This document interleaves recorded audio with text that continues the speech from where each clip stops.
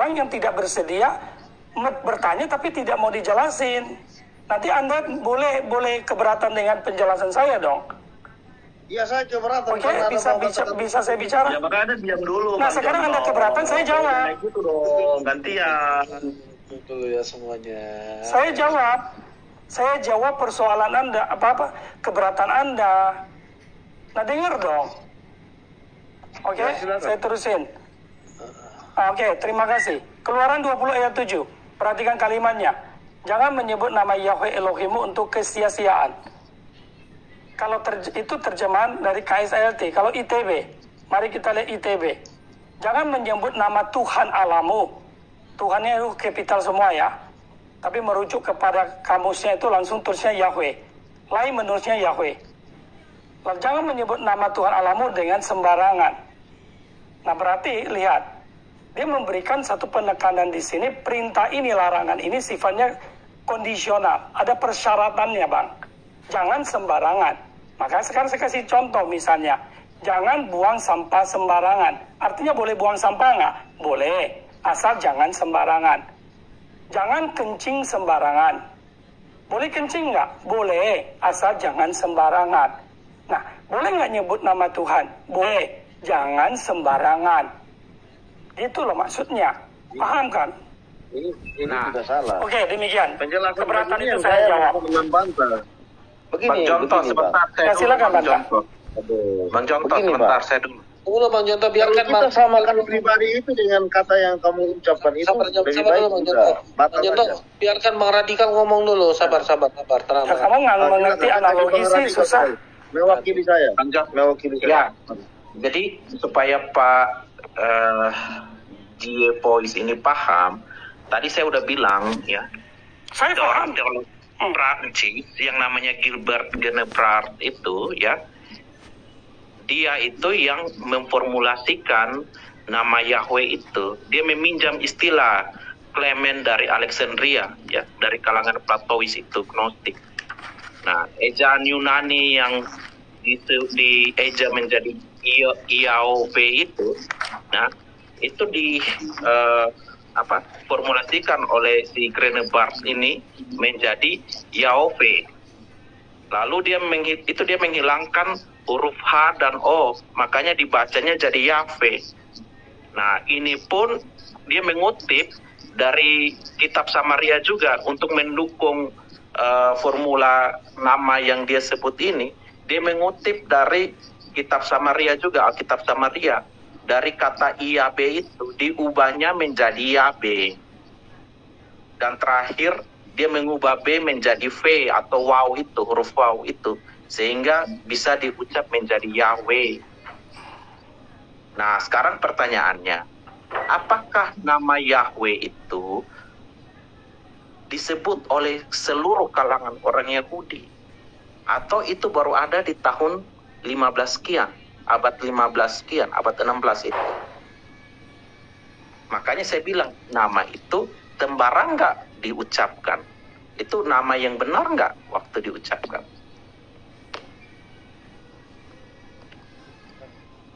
Itu fokus saya sih. Sudah bisa jawab? Ya, silakan Anda bantah yang tadi saya sampaikan. Oke.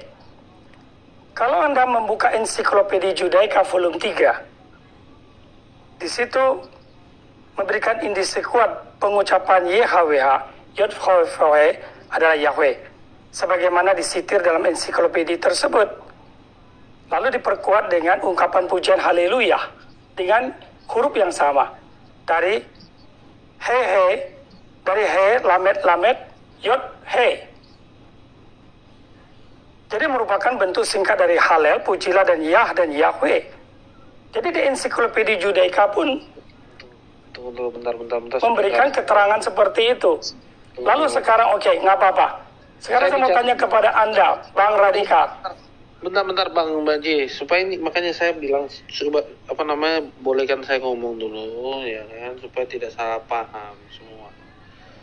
Saya dari tadi kan ingin bertanya ya kan, tadi open camp ya kan, penamaan pada saat nama Yehovah itu ya kan, makanya gue tanya ya kan, konsonan apa yang dipakai, nanti dialek pronunciasinya kemana itu nanti akan ketemu, ya kan, pada saat yang ini ya. Kita akan dapat nanti pelan-pelan, ya kan.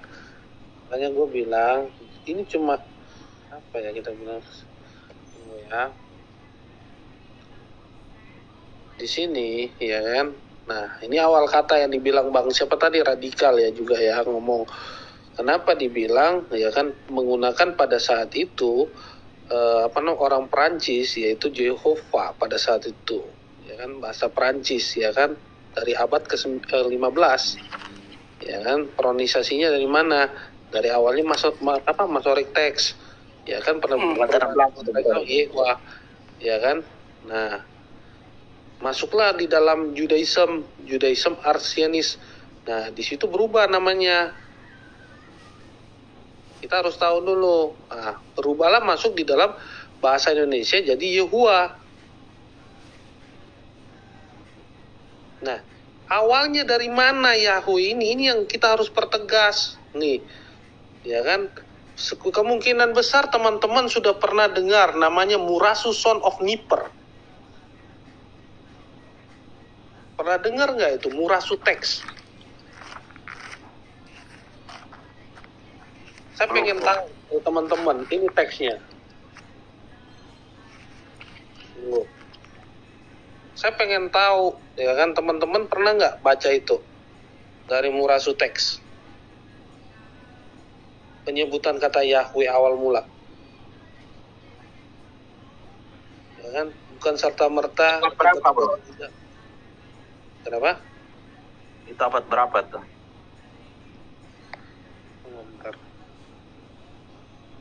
Ini di abad sama dengan keluarnya namanya Yahweh pada saat itu, pronunciasi yang diterima sejak sarjana teologi. Bentar. Oke. Lanjut lagi. Nah, itu nggak dari asal kata namanya Yahu dan Yehu. Nah, itu saya pengen tahu, teman-teman tahu nggak itu kira-kira? Kenapa bisa berubah jadi Yahweh? Kan itu kan ada asal mulanya, gitu loh.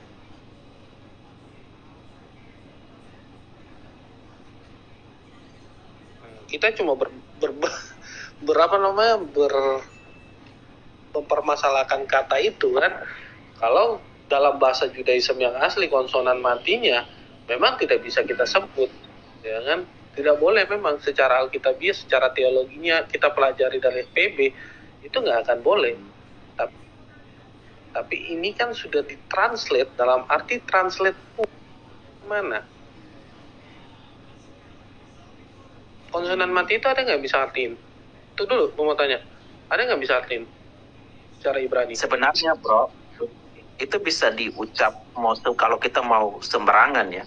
Saya bisa baca itu jadi Yuhuva, Yahava, Iya, Yuhavi. Itu kan itu Nah, penyebutan. karena apa bro? Karena itu kalau kita mencoba-coba memberikan vokal di sana. Iya, itulah makanya awal tadi tanyakan sama teman-teman, ya kan? Mungkin saya jelaskan tentang huruf B, W, E. Tunggu dulu Bang Jon. Itu hampir sama. Sabar, bukan itu. Tunggu dulu, makanya saya tanya awal sama teman-teman, akar katanya ini dari mana? Ya kan, konsonannya oke dari YFAV. Tapi ini dulu yang saya mau pengen tahu, ada nggak yang bisa ngartiin? Atau hanya dialek? Makanya tadi Pak Ji bilang dialek. Tapi bisa berupa gambar duluan. Maksud ada dalam gambar. Dulu Bang Begini Bang, huruf semua ini muncul dari gambar Bang. Dari apa ya? Gambar. Bukan, aduh. Ini yang saya tanyakan tadi ini, ada nggak yang bisa artiin dari itu? Atau hanya dialek? Saya bisa memberikan sedikit gambaran. Ya, silakan. Bahwa kenapa muncul kata Yah, Yod He itu kita baca Yah dulu. Karena itu bisa kita dapatkan dalam pujian orang Israel dari huruf Haleluya itu. Lalu juga kita lihat nama para nabi-nabi Elohim itu ada derivat nama Bapa Surgawi ini. Misalnya Obadiah, Nehemiah, Sakaria, Mikaya, Jadi ada kata-kata itu muncul. Jadi memang di situ membawa nama Bapa Surgawi itu. Sehingga pada umumnya nama yang paling umum diterima disebutkan adalah Yahweh. Memang ada persoalan bahwa orang menganggap bisa saja seperti yang tadi itu menjadi Yehwa, Yahwa, sebagainya. Nah, bagi kami perhatikan bahwa itu tidak menjadi suatu permasalahan teologis. Akan menjadi masalah teologis ketika Lembaga Alkitab Indonesia mengganti nama itu menjadi Allah dalam huruf besar semua.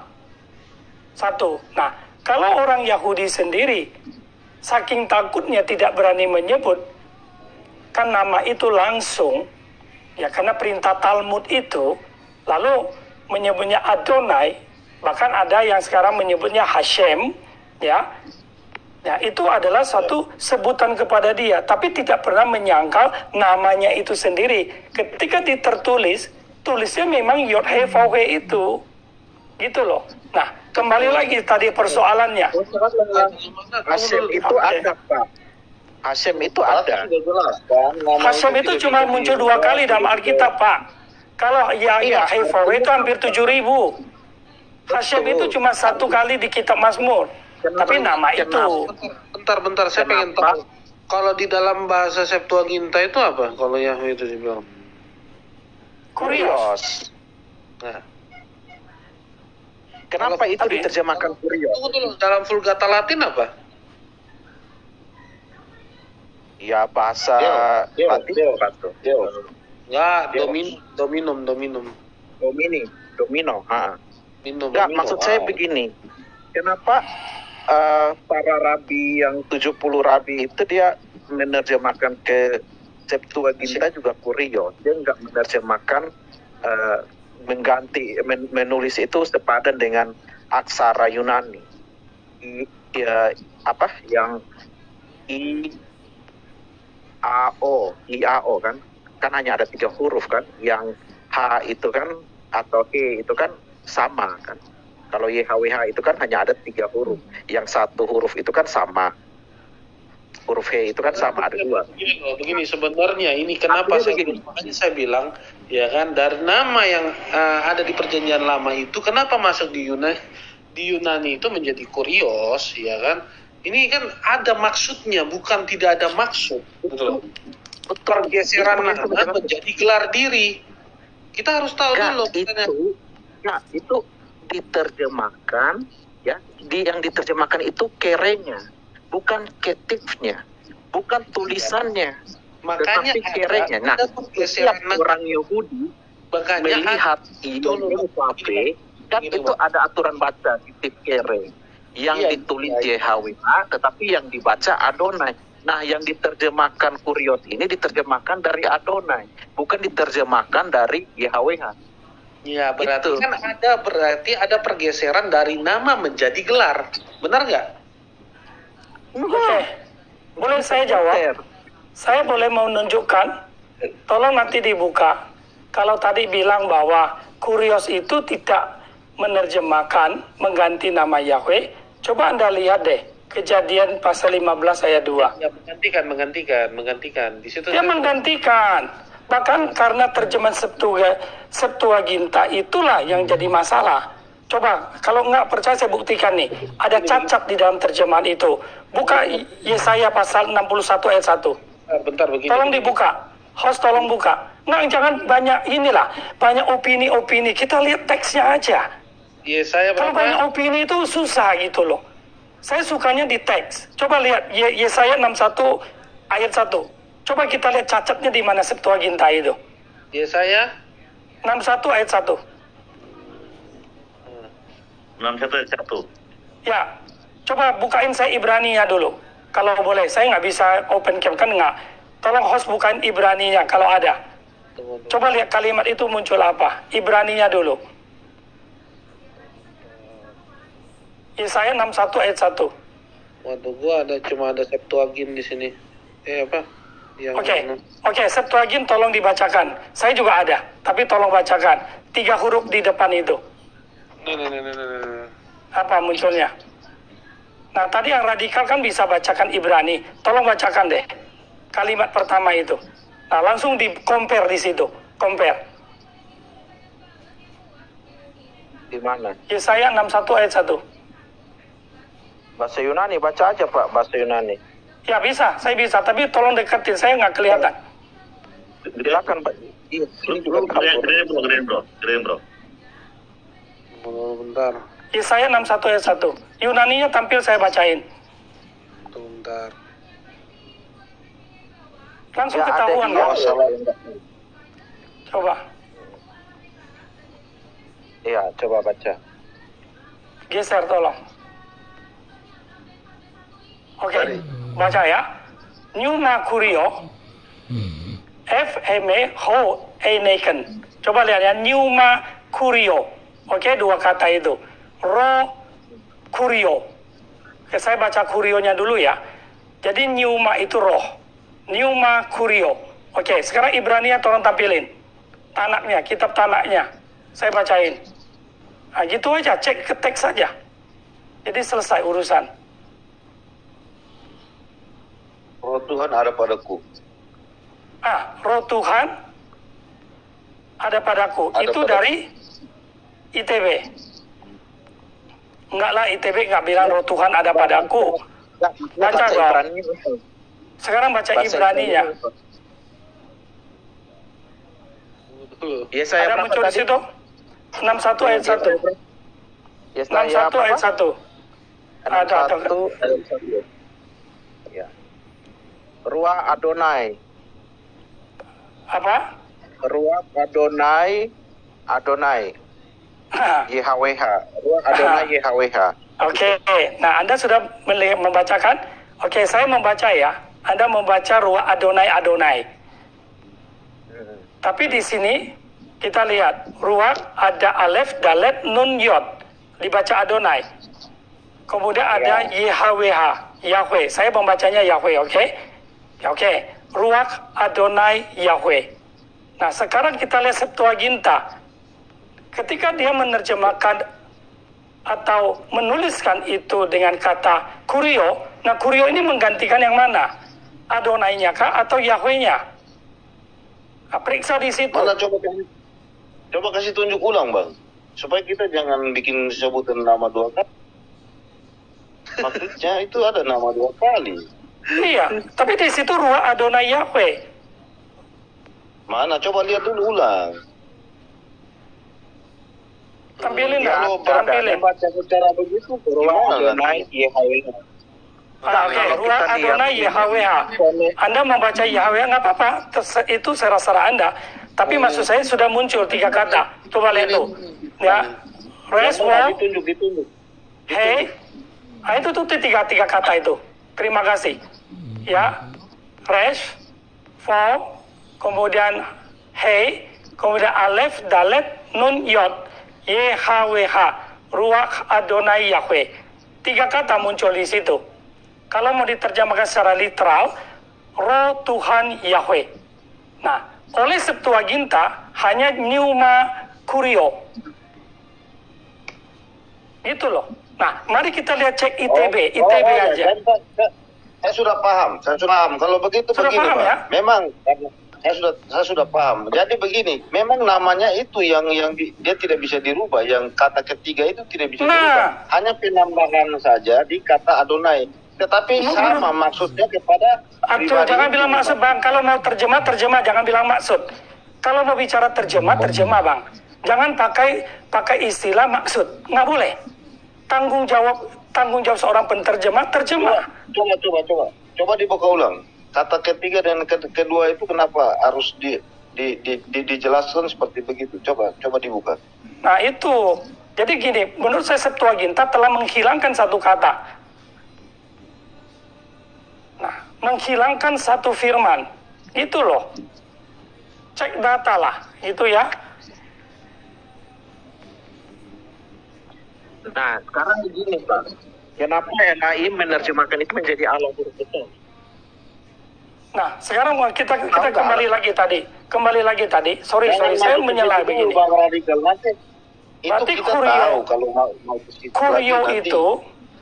Kurio itu sebenarnya terjemahan dari Adonai. Enggak, sorry, menerjemahkannya dari Adonai atau dia menerjemahkannya dari Yahweh. Periksa di situ, periksa di Bible Book ketahuan, periksa di DBD ketahuan. Dari lalu Yahweh. Tidak.